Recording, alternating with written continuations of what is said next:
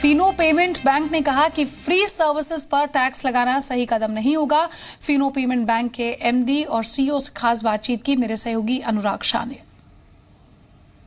जिस तरह से सरकार कह रही है कि जो पेमेंट बैंक हैं या जो बैंक्स हैं जो कस्टमर को फ्री सर्विसेज देगी उस पर हम चार्ज वसूलेंगे, टैक्स देना होगा, तो कहीं ना कहीं ये अगर होता है तो आप जैसी बैंकों के लिए तो सिरदर्द हो जाएगा। हर चीज़ के लिए देयर इज़ अ चार्ज है कि फास्टैग अगर आप यूज़ करते हैं तो आपको उसके लिए चार्ज देना पड़ेगा।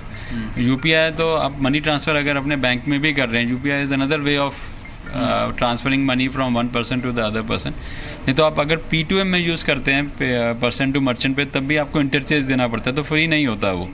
और नेट बैंकिंग तो अभी भी बैंक्स के लिए नेट बैंकिंग तो एज तरीका है देने का।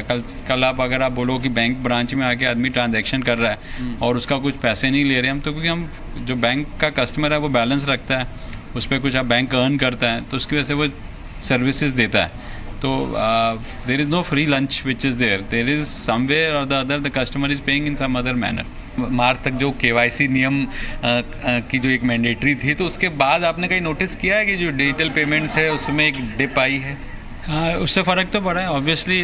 पेपर्स में हम लोग भी पढ़ते हैं, डेटा मेरे पास अभी रेडिली अवेलेबल नहीं है, बट डेफिनेटली जो कस्टमर्स थे जो नॉन KYC थे, उनको अगर KYC पे जाना है तो वो बोलेंगे बहुत मैं बैंक अकाउंट क्यों नहीं खोलता।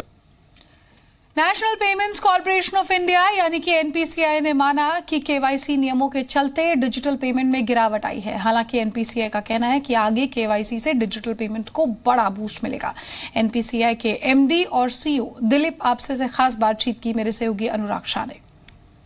KYC के जो नंबर डिप हुए हैं वो मेरे ख्याल से ये सही जानकारी है आपकी, नंबर थोड़े से डिप हुए हैं, बट ये टेम्पररी डिप हुए हैं।